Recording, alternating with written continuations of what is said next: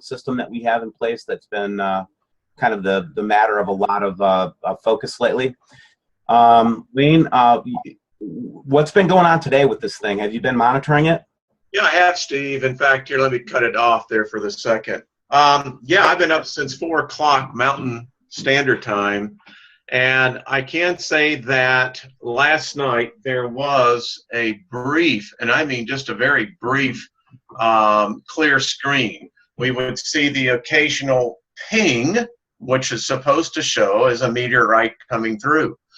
However, this came back, and Steve, I can say I have been recording now or watching this and recording in intervals, going on 6 hours. And what is alarming to me is that this signal is beginning, here we're coming right up here, as you can see right now.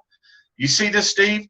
Mm-hmm. We're bleeding over into the other megahertz. We're no longer in the 55.240 megahertz level. We're now bleeding over right and left. And so this is disturbing, and maybe you could give everyone a brief background on what radio, radar technology, etc. really is. So kind of explain what it is that we're seeing here. Yeah, the first thing you need to know when I explain this, you guys, is I went to the United States Air Force Radio School, okay? So what I worked on was navigation, avionics, navigation, and communication systems, including radar. What radar is, and if you think about the military and sonar in the Navy and in the Air Force and Army, what they're doing is they're putting a signal out in a very specific band, okay? It's not in this band. 55.24 is what's called the VH band. That's where we see our television stations. The reason that they get such a pure and constant signal from this 55.240 is because that's the band that VHF TV stations transmit in, so it's a constant barrage in that bandwidth, and they pick that one slice of it because that's the strongest part. Jesus, look at that. Look at that. Oh, that's what I'm talking about, Steve. All right, let me continue with my explanation. Yeah. So just like radar, any radio signal can work for a radar return. And in this case, what they're doing is they're using TV signals, just the ones that go out in general VHF band, and they're measuring what returns from the atmosphere. That's why this is such a great, simple, yet very effective instrument. And the reason it's effective is because it's picking up now what we're seeing here is almost as if I was using radar in the ionosphere. That's almost the same idea. I am picking a huge return with. By the way, Steve, not to interrupt, it has a friend, and we need to watch this because it's not constant, but we find it has a little friend that will show up as you begin to see here. So I'm sorry to break in on that, but wanted to point that out. So I'm glad that you're showing this real time as I'm talking. So what we're seeing is from our ionosphere. Our ionosphere, the effective range of this, but I also want to point out not the upper limit of this range is about 105 kilometers, about 65 miles. Now, if there's still a strong return, though, from a solid object slightly above the ionosphere, it would still bring back a return like this. Now, let me talk about this strong. Look at the strong band of return. Look at that, Steve. Look at this, Steve. It's bleeding all the way over here. Folks, you don't understand what's happening, but this is unprecedented. It is unprecedented, okay? So let me stay calm, and I'm going to continue to explain this now. So that red return, the reason it's so red is because it's coming back on a solid object. There is no doubt about it. That is a solid object that it's coming off of some sort. Could it be an iron oxide cloud? Possibly.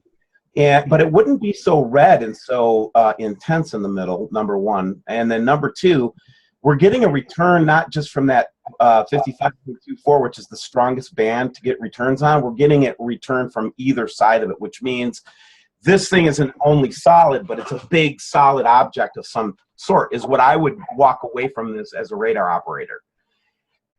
We also have an explanation that they just popped up on Live Meteor in the last 24 hours. Let me read it to you. If you see and hear something, sometimes a strong continuous signal that runs more than a minute or so, that is unlikely to be a meteor echo, and it goes on to talk about sporadic E.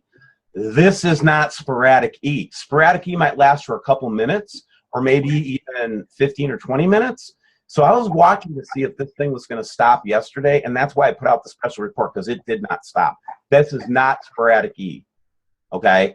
Now, the second thing is you see these small returns on the right side of that signal. That's what he's saying, is that it's got a friend. You see that little dot that just... There we go, right here, Steve. That's 2 returns, guys. That's 2 separate things. Look at here. So what we might be looking at is actually 2 objects or more. Not enough data here. Now, if I had a professional radar from the United States military and I was able to do some decent return work, we could actually, you know, ascertain direction, we could ascertain size, all those things. So if this thing is in our atmosphere, our world governments know about it for sure. Exactly. And Steve, the reason why we're talking about this is that, all right, let's assume that it's not a malfunction. It's amazing how when we see these kind of things that there's always a software glitch or something. However, we do know this from other reports, other subscribers.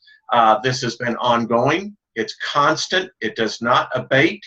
And as I said, we're going on that I have witnessed now going on 6.5 hours. And I was this was first brought to my attention approximately 24 hours. Look at this, Steve. Look at this. Look at that. What is this, Wayne? I do not know, sir. I do not know.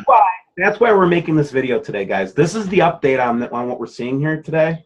The reason Wayne and I wanted to get on today's update, though, is a very specific request. If you know anything that would be causing this, I'm open to glitches. I'm open to, there could be some kind of an experiment going on. I'll be open to anything. Tell us what this is. That's just this. Let me compare it. Let me do a comparison so everybody knows how serious this is. When we had the return from the Chelyabinsk meteor that caused all that damage in Russia in 2014, you with me, Wayne? I'm with you, brother. Yes, I am. Yep. It only lasted for 2 minutes. Yeah. On this instrument. Look at this, Steve. This is a huge return. And folks, listen, we are asking for anyone that has an expert to analyze this. But Steve, this is what got my hairs going. This is bleeding over into much larger bandwidth. Yeah. So while my radio skills are old and my radar skills are old, if I said anything wrong, I mean, I'm open to correction. But we are getting a huge return in the 55.24 and either side of it, which indicates a big solid object in our atmosphere. That's what I'm saying. And if anyone can tell us differently and bring it to us in a scientific manner where the layman can understand, because we got some sharp people here, we are open to listen. Until then, Steve, I just think that our subscribers around the world need to become a little bit more diligent. Take a look up there, see what's going on, see if there's something that you can capture, and let's see what we can actually correlate together and collaborate. That sounds like a good plan. And we'll leave it with this last comment. If you're in the southern hemispheres, in South America, Australia, New Zealand, Africa, South Africa, please look to the skies and the sky cams and tell us if you see something.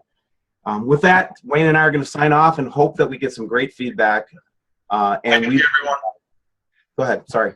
No, I was just saying thank you to everyone to help us on this. And Steve, bless you, brother. Bless you too, man. All right, that's a wrap.